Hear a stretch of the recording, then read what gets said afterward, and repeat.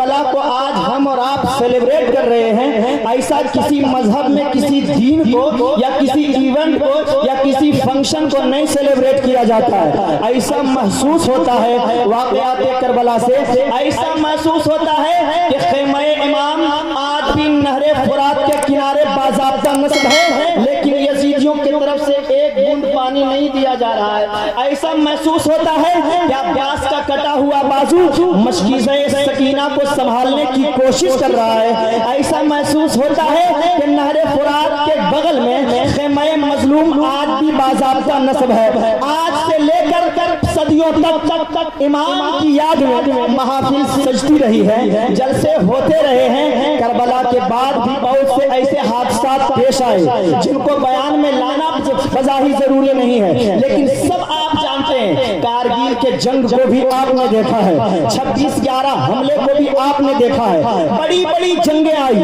بڑے بڑے حادثات آئے، لیکن یہ قوم اپنے پیاروں کا ماتم کرتی ہے پھر بھول جاتی ہے، اپنے لوگوں کی یاد مناتی ہے پھر بھول جاتی ہے۔ یہ ایک عجیب سی فطرت ہے، اس لیے اللہ رب العزت نے انسانوں کے اندر ایک ایسی فطرت ڈالا ہے، ایسی فطرت ڈالا ہے کہ the time is great healer، زمانہ بہت جلد زخموں کو بھر دیتا ہے۔ ہم نے اور آپ نے دیکھا ہے بہت بڑی بڑی جنگیں آئی، لیکن اس طریقے سے کسی کو سیلیبریٹ نہیں کیا جاتا، اس طریقے سے کسی دن کو نہیں منایا جاتا جس طریقے سے یوم امام حسین منایا جاتا ہے، جس طرح سے شہدائے کربلا کو یاد کیا جاتا ہے، جس طریقے سے کربلا کے 72 نفوس قدسیہ کو یاد کیا جاتا ہے۔ تو آپ کو پیچھے چلنا ہوگا اور دیکھنا ہوگا کہ لوگ اپنوں کا ماتم کرتے ہیں، بھول جاتے ہیں، لیکن واہ حسین صدیاں گزر رہی ہے، یاد اور بھی جاگتی ہوئی نظر آ رہی ہے، اور بھی زندہ دلی کے ساتھ تیرا تذکرہ ہوتا نظر آ رہا ہے۔ اس کی وجہ کیا ہے؟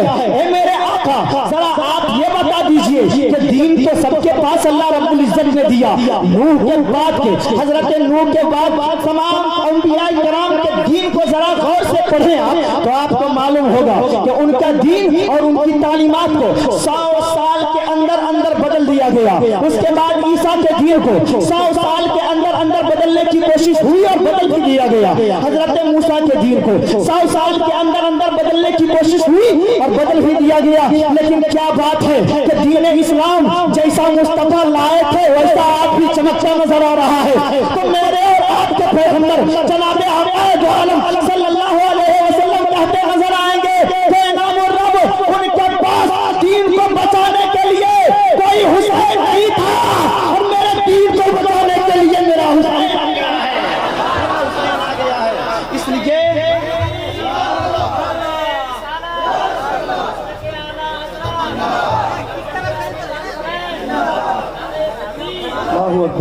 فرزند علی کانفرنس میں آنے والے ایک بات یاد رکھو، علی کے فرزند کی طرح دوسرا کسی کا فرزند نہیں، دوسرا کسی کا فرزند نہیں۔ آپ نے دیکھا ہوگا کہ وہ علی کا فرزند یہ کائنات میں وہ حریت کا ہے کہ صدف کائنات میں یہ نگینہ کہیں اور نہیں ملتا ہے۔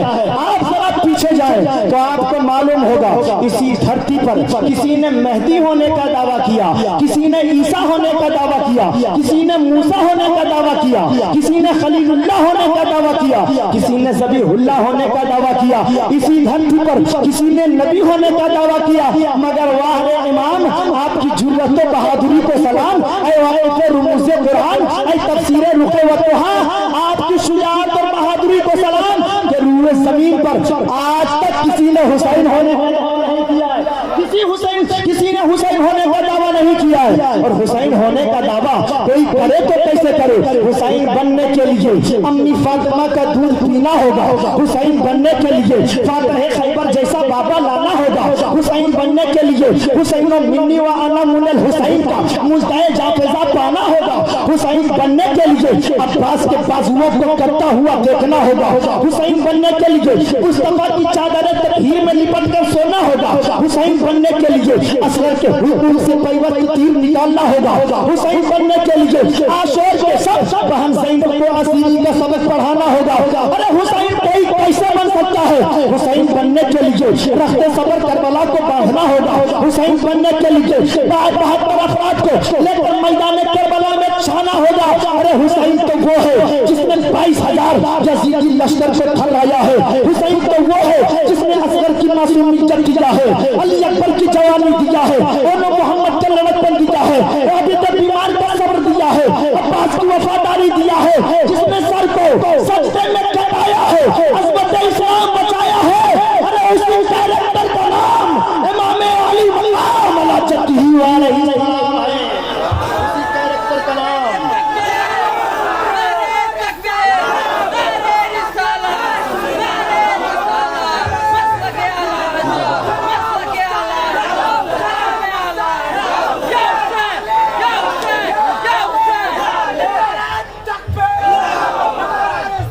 हुसैन कैसे बने? हुसैन बनने के लिए फातह खैबर अली की बात अगर ना करें फरजंदे अली कॉन्फ्रेंस में, तो मैं समझूंगा कि अधूरा होगा जिक्र तुम्हारा, अधूरी होगी महफिल तुम्हारी। जरा देखें अली है क्या, अली है क्या? एक बात बता करके मैं अपने आप को रुखसत करूंगा यहाँ से।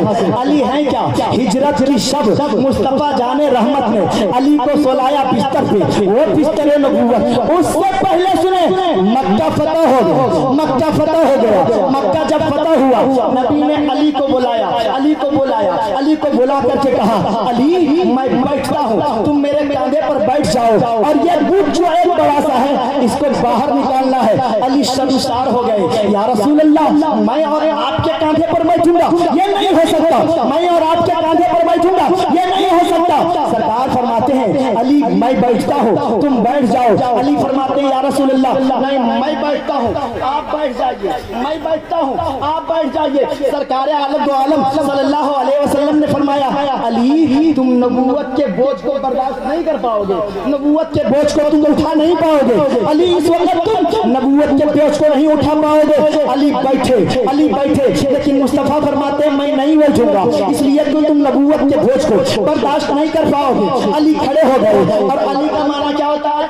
अली का माना होता है बुलंद होना। क्या होता है? अली का माना बुलंद होना, यानी यूं कह लिए अली का माना बड़ा होना। मुस्तफा बैठे, अली पुश्ते नबूवत पर सवार हुए, मुस्तफा उठे, अली उठे, मुस्तफा खड़े हुए, अली बड़े हो गए। पूरा मजमा बोले सुभान अल्लाह, या हुसैन की रट लगाए, अली बड़े हो गए, मुस्तफा खड़े हो गए। जब अली खड़े, मुस्तफा खड़े हुए, दोशे मुस्तफा पर अली खड़े, अली बैठे हैं। अली कहते हैं ऐसा लगता था, ऐसा लगता था कि हाथ बढ़ाऊंगा आसमान को पकड़ कर, नबी आसमान को पकड़ कर जमीन पर रख दूंगा।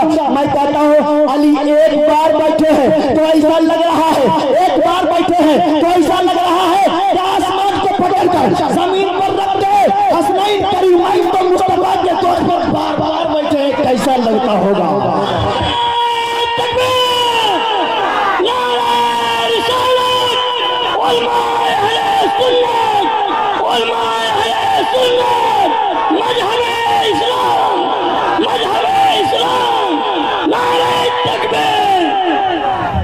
ऐसा लग रहा था कि एक बार अली हाथ उठाए, जमीन को आसमान को जमीन पर रखते, मेरे आका हुसैन मुस्तफा जाने रहमत की तो शहीद नबूवत पर एक बार नहीं बार बार बैठे। इधर अली को फरमाया मुस्तफा ने कि तुम मेरे कंधे पर बैठो। हिजरत की शब अली को सुलाया बिस्तर पे, आगे चले मुस्तफा फासी सिद्दीक अकबर के साथ। अब वहाँ मुस्तफा कह रहे हैं सिद्दीक तुम बैठो मैं बैठूंगा। पूरा मजमा तवज्जो चाहूंगा, मजमे का तवज्जो पे से तवज्जो का तालिब रहूंगा। एक तरफ नबी फरमाए अली मैं बैठता हूँ तुम बैठो, अगर मैं बैठूंगा तो तुम बैठ जाओगे, तुम बैठोगे तो मैं तुम पर बैठूंगा, नबूवत के बोझ को तुम उठा नहीं सकते। इधर हिजरत की शब आका फरमाते हैं सिद्दीक तुम बैठो मैं बैठूंगा, सिद्दीक तुम बैठो मैं बैठूंगा। अब कंपैरिजन नहीं कर रहा हूँ, बताइए रहा हूँ तो मुस्तफा ने क्या हिकमत अपनाई है, क्या मसलियत बताई है, पूरी दुनिया को एक पैगाम दे दिया। ऐसी चीज तुम्हारे रहते नबूवत के बोझ को दूसरा कोई उठा नहीं सकता। और मुस्तफा ने सिद्दीक अकबर के दोशे नबूवत पर सवारी करके ये बता दिया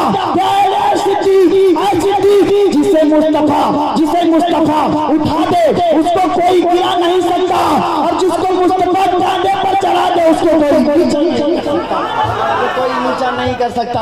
हिजरत की शब खत्म हुई नहीं है, 3 दिन तक मुस्तफा के साथ सिद्दीक अकबर हैं। जरा एक बात बताएं, वो करबला का मैदान था, जो ही मुहर्रम का चांद नजर आता है, मुहर्रम का चांद क्या नजर आता لگتا ہے ہمارے نگاہوں میں، ہماری نگاہوں میں کربلا کا چاند نظر آنے لگتا ہے۔ نذرانہ دیو نماز میں نے پیش کیا آقا امام کی بارگاہ میں، اے امام حسین ذرا یہ تو بتائیے، ہم نے دیکھا ہے کہ کربلا کے میدان میں آپ ہیں مسکرا رہے ہیں، کربلا کے میدان میں آپ ہیں ہنس رہے ہیں، کربلا کے میدان میں آپ ہیں لیکن کوئی شکر نہیں ہے۔ اے میرے آقا حسین یہ تو بتایا جائے، یہ دنیا کا دستور ہے کہ کسی کا بیٹا مرے تو گھر برباد ہو جاتا ہے، کسی کی بیٹی مرے تو گھر برباد ہو جاتا ہے، کسی کا سہاگ گزرے تو گھر برباد ہو جاتا ہے، کسی کا بھانجا دشمن کے نرغے میں آ کر دم توڑ دے تو گھر برباد ہو جائے، کسی کے گھر میں کوئی جنازہ نکل جائے تو گھر برباد ہو جائے۔ یہ دنیا کی تہذیب ہے، یہ دنیا کا تمدن ہے، یہ دنیا کی ریت ہے، یہ دنیا کا روایت، دنیا کی روایت ہے کہ کسی کے گھر سے جنازہ نکلے تو گھر برباد ہو جائے۔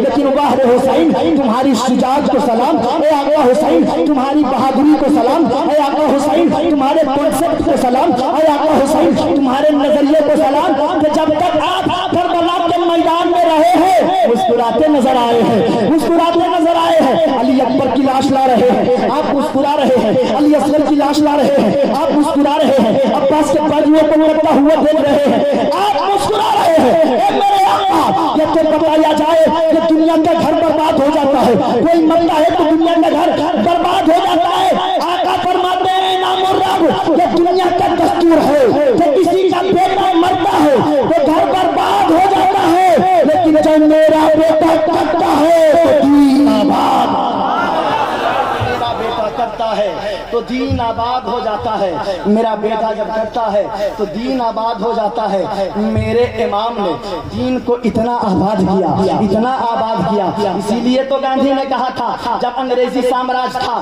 تو انگریزی سامراج سے لڑنے کے لیے جب بغاوت کا پرچم گاندھی نے بلند کیا تھا تو انہوں نے کہا تھا میری قوم کے لوگوں آج تم مجھ کو تانا دے سکتے ہو، آج تم مجھ کو برا بھلا کر سکتے ہو، اتنی بڑی انگریزی سامراج سے وہاں ٹکر لینے جا رہا ہوں، تم کہہ سکتے ہو کہ یہ کون سی عقل مندی ہے، یہ کون سی دانش مندی ہے، لیکن میری قوم کے لوگوں میری بات کو سنو، ذرا قریب آ جاؤ، تم لوگ حسینی کردار اپنا لو۔ لوگوں نے کہا یہ کون سی بات کر رہے ہیں آپ، یہ کیسی بات کر رہے ہیں آپ، یہ تو مسلمانوں کا کوئی پیشوا ہے جو کربلا میں جا کر کے خود بھی کٹا، 72 کو کٹا دیا۔ امام کی بات ذرا غور سے سنیں، گاندھی نے کیا کہا تھا؟ گاندھی نے کہا تھا اے میری قوم کے لوگوں ذرا سنو تو صحیح، اگر کربلا میں ایک حسین کو 72 حسینی مل گئے تو وہ اسلام ہندوستان، پاکستان، انگلستان، عربستان، افغانستان، ترکستان، چین، Japan, Germany, Iran, America, Australia, Africa, Colombia, Kenya, Nigeria, Hong Kong, New Zealand, Ireland, Europe, Mauritius, Indonesia, Mauritius, Sri Lanka کی دھرتی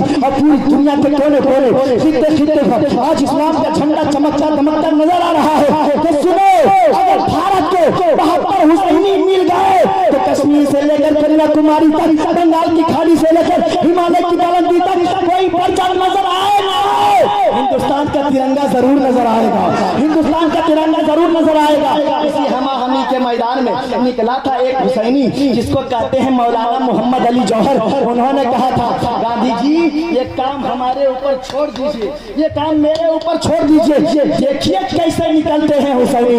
للکار کر کہا تھا مولانا محمد علی جوہر نے دور حیات آئے گا، قاتل قضا کے بعد ہے ابتدا تمہاری، تیری انتہا کے بعد اور قتل حسین اصل میں مرگ یزید ہے، اسلام زندہ ہوتا ہے ہر کربلا، اسلام زندہ ہوتا ہے ہر کربلا کے بعد۔